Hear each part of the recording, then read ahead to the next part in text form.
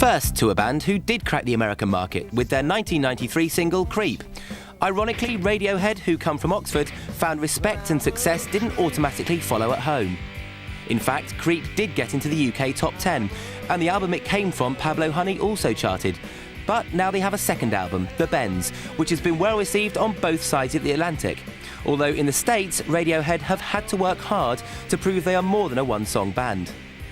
I've come here, to Vancouver in British Columbia, to hook up with the band who are at last slowly being recognised at home. Promoting a record in North America means visiting what seems like a million radio stations. Vancouver's Real Rock 99. Although radio is the way to sell records in North America, the trouble is you don't get to see much of the place you're in. Now Radiohead are in Canada with a chance to tour the beautiful city of Vancouver. Johnny, Ed, Phil, good first impressions?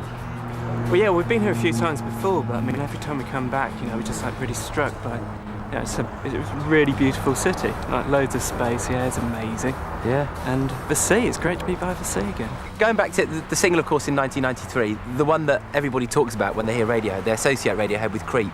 Right. And perhaps people saw you as sort of one-hit wonders at the time. Creep was like the blessing and the bane of this band. It was a blessing that we got to tour throughout the world, and that was fantastic. But it was also the bane that, you have a song like that on your first album, and the history of bands having a big hit like that on the first album is that they don't go anywhere. And if it had been on third or fourth, it would have been fine. But the frustrating thing was that we always thought we knew we had the material. And while we were recording it, even last year we were sort of going out on tour and still sort of promoting Pablo Honey in like Mexico and Thailand and stuff like that. And it was always Creep, and it's like, hang on a sec, we're in the process of recording 22 new songs that we're like really proud of. The striking video to the new single, Fake Plastic Trees, looks like it was made for the American market. It features the tortured lead vocals of Tom York, who is desperate to rid Radiohead of the Creep label, and is at pains to point out the band's new album has moved them on. It's really good actually, because everyone sort of, the phrase, hey, it's a great album, is catching on all around the world. So This is for The Bends, the new album. The new one. So things are fairly easy. People seem to be forgetting about that one song that we used to had before and talking about an album, and so it's nicer now.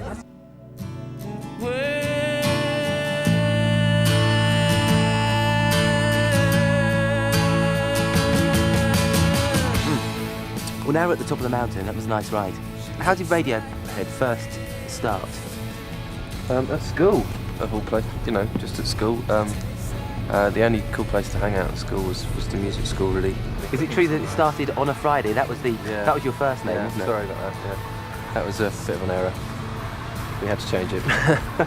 we were doing these shows in Oxford, and apparently, people would come out going, "Great band, but they've got to change the name." Like every show we did. There was a headline in one of the newspapers back home which said British pop unknowns storm the USA. It was an Evening Standard. Evening Standard. It's very unfortunate because we've got a really good following in the UK, and obviously that's where we come from, and it's really important to us. We just finished like a sell-out tour last week, finishing off at the Forum in London, which was amazing. So it was really. It was to do a sell-out tour in Britain, and the album came out, and within 2 days everybody knew all the words to the new songs, and that's why we do this. It's great. It's wonderful. Really big in Canada are the massive wood carvings of the original North American peoples. But the band are keen to point out that their Big in America label is a little misleading. They blow it out of all proportion. We just flew over there and did a few gigs, and the record was on MTV. It was not like the days of the Beatles where you step off the plane, it's like, hello America.